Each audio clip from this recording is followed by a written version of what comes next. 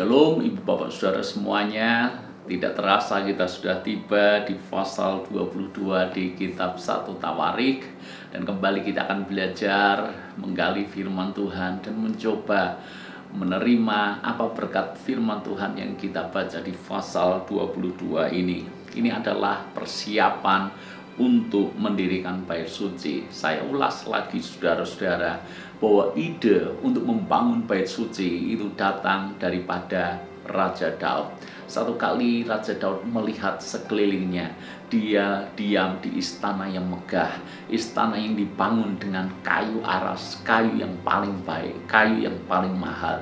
Dan pada waktu itu tabut perjanjian ada di kemah. Itulah yang membuat hati Daud tergerak untuk mendirikan bait Allah. Bagaimana mungkin aku tinggal di rumah, di istana yang sedemikian bagus, sementara tabut Tuhan berada di kemah.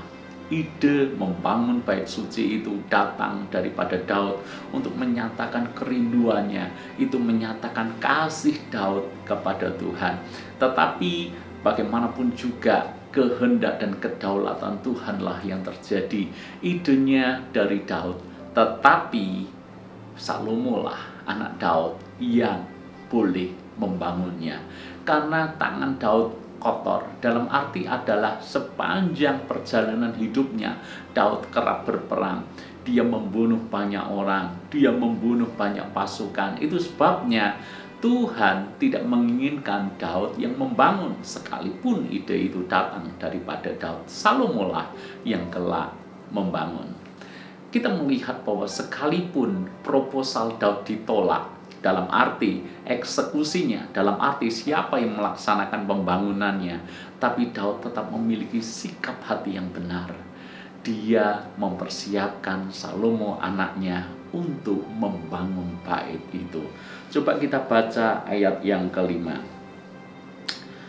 Salomo anakku masih muda dan kurang berpengalaman, dan rumah yang harus didirikannya bagi Tuhan haruslah luar biasa besarnya, sehingga menjadi kenamaan dan termasyur di segala negeri. Sebab itu baiklah aku mengadakan persediaan baginya.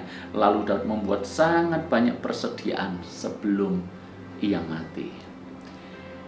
Daud melakukan hal yang luar biasa.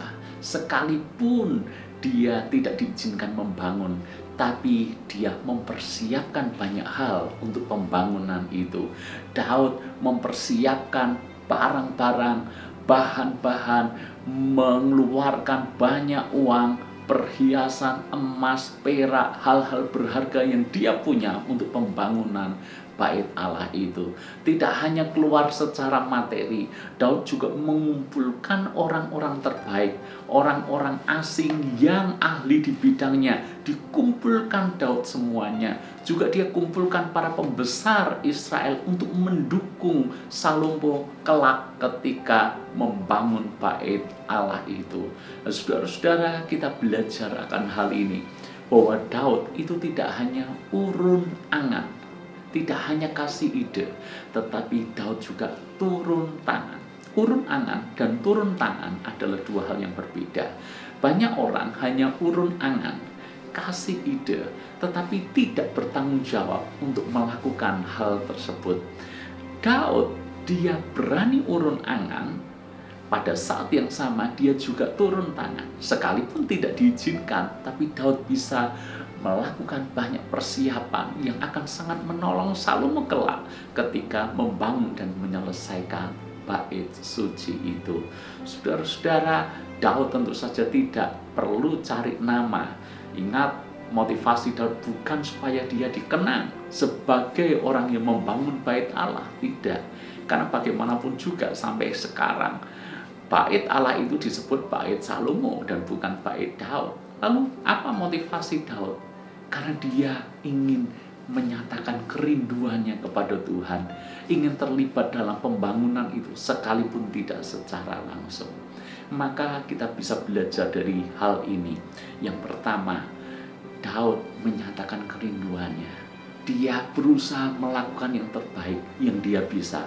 Kalau tidak boleh terlibat dalam pembangunannya, dia mau terlibat dalam penyediaan segala sesuatu, persiapan dalam pembangunan itu. Itu jelas menyatakan kasih Daud kepada Tuhan.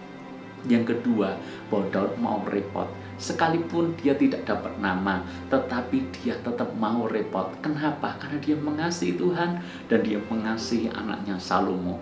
Dia tidak mau membuat Salomo susah.